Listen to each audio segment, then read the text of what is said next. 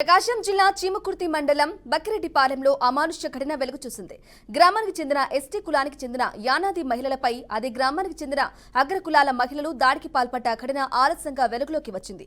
కళ్లలో కారం కొట్టి కర్రలతో దాడి చేసినట్లు బాధిత మహిళలు కన్నీటి పర్యంతమవుతున్నారు. తమను కులం పేరుతో దూషించారని అంటున్నారు. తమకు గ్రామంలో ప్రాణహాని ఉందని పోలీసులు తగిన చర్యలు తీసుకోవాలని వేడుకుంటున్నారు. యానాది కులానికి సంబంధించినటువంటి చేవూరి సుబ్బాయమ్మ ఆమె బిడ్డలిద్దరిపై అదే గ్రామానికి సంబంధించిన అగ్రవర్ణ కులానికి సంబంధించినటువంటి సుబ్బులు, నాగలక్ష్మి, తిరుపతమ్మ అనే ముగ్గురు వాళ్ళ మీద కర్రలతోటి వెంటబడి గ్రామంలోనే అందరూ చూస్తుండగా కళ్ళలో కారం చల్లి అకారణంగా వాళ్ళను తలలు బకలగొట్టడాన్ని మాదిగ రిజర్వేషన్ పోరాట సమితి, మహజన సోషలిస్ట్ పార్టీ మందకృష్ణ మాదిగ గారి పక్షాన తీవ్రంగా ఖండిస్తూ ఉన్నాం. సుబ్బాయమ్మ అనే ఆమె, సుబ్బులు అనే ఆమె దగ్గర ఒక దూడను తీసుకొచ్చి మేతకూలికి మేపుతుంటే గత 2 సంవత్సరాలు నిండి 3వ సంవత్సరం జరుగుతున్న ఆ దూడ కట్టడం లేదు. అది ఈనే పరిస్థితి కనిపించట్లేదు కనుక అమ్మ నేను ఇక మేపలేను ఈ దూడనని చెప్పని ఆమె ఇంటికి వెళ్ళి ఆమెకి విషయాన్ని చేరవేయటానికి వెళ్ళినటువంటి సుబ్బాయమ్మని నువ్వు మేపుతానని చెప్పేవు కనుక దాన్ని ఖచ్చితంగా మేపాలి, మేపి తీరాలని చెప్పని ఆమె మీద దుర్భాషలాడితే వచ్చినటువంటి ఆమె ఇంటి దగ్గర బిడ్డలకు చెప్పుకొని ఈ విధంగా నన్ను దుర్భాషలాడిందమ్మని చెప్పని అడిగితే ఆమె ఇద్దరు బిడ్డలు కలిసి అమ్మా మీ దూడను మీకు ఇవ్వటానికే కదా మా అమ్మ వచ్చింది, మమ్మల్ని ఎందుకమ్మా దుర్భాషలాడటం అని చెప్పని అడగటానికి వెళ్ళినటువంటి ఆ ఇద్దరు బిడ్డలపై సుబ్బులు, నాగలక్ష్మి అని వాళ్ళ ముగ్గురు కూడా కళ్ళల్లో కారం కొట్టి కర్రలతో దాడి చేయటం అంటే నిజంగా సమాజం సిగ్గుతో తలదించుకోవాలి. 78 సంవత్సరాల స్వతంత్ర భారతదేశంలో మేము ఒక బర్రె విషయంలో చిన్న దూడను పాలిక్కని తోలకొచ్చుకున్నాం. మా అమ్మ తోలకొచ్చింది. మా అమ్మ మేపలేని స్థితిలో 3 సంవత్సరాలు మేపిన తర్వాత నీ బర్రెను నువ్వు తీసుకోపోమ్మ, నీ వస్తువు నువ్వు తీసుకోపోమ్మ అన్నందుకు మా అమ్మని చెప్పుతో కొడతానని మాట్లాడింది సుబ్బులమ్మ. మాట్లాడితే మేము పోయి అడగటానికి వెళ్ళాము, ఎందుకు కొడుతున్నావు అక్క నువ్వు చెప్పుతోటి అని అంటే బరాబరు కొట్టేదే మిమ్మల్ని అయినా కొట్టేదే యానాది వాళ్ళార చెప్పుతోటి నన్ను 2 సార్లు కొట్టింది. తర్వాత మేము ఇంటికి వచ్చాం, ఫోన్ చేస్తే వచ్చి తీసుకెళ్ళింది.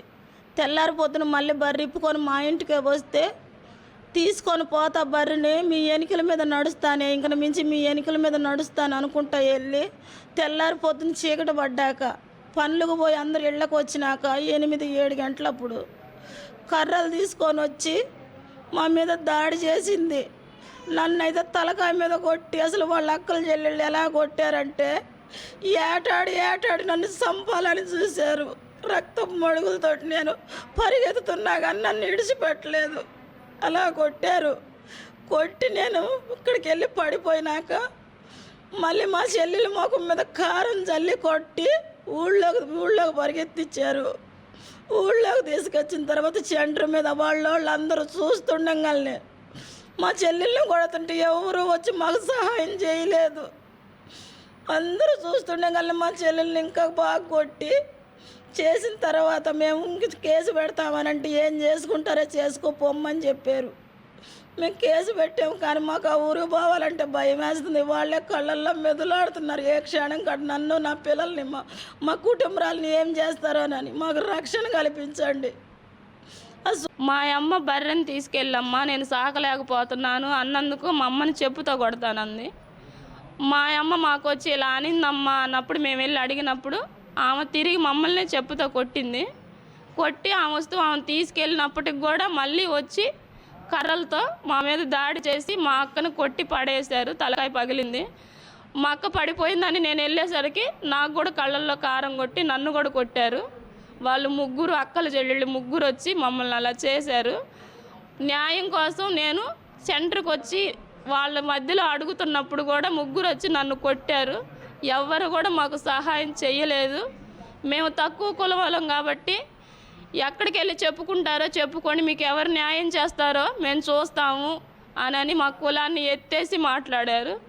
మాకు న్యాయం చెయ్యండి, మా పిల్లలకి మాకు ఆత్మరక్షణ కలిగించండి. మమ్మల్ని తక్కువ కులం వాళ్ళు మీరు యానాది చేసుకుంటారో చేసుకోండి, ఎవరు మీకు న్యాయం చేస్తారో చేపించుకోండి అని ఆ 10 మందిలో మాట్లాడుతున్నప్పుడు కూడా మమ్మల్ని ఎవరు రక్షించలేదు, ఎవరు కూడా మాట్లాడలేదు. మమ్మల్ని నేను బండి ఎక్కేటప్పుడు కూడా వచ్చి నన్ను కొట్టింది. స్టేషన్ దగ్గరికి వెళ్తాము, కేసు పెడతాము అన్నప్పుడు కూడా ఎవరికి చెప్పుకుంటారో చెప్పుకోపోండి అని మమ్మల్ని కొట్టారు. మాకు న్యాయం చేయండి, మా పిల్లలకి మాకు ఆత్మరక్షణ కలిగించండి. ఇంటికి వెళ్ళాలంటే భయం అవుతుంది మాకు.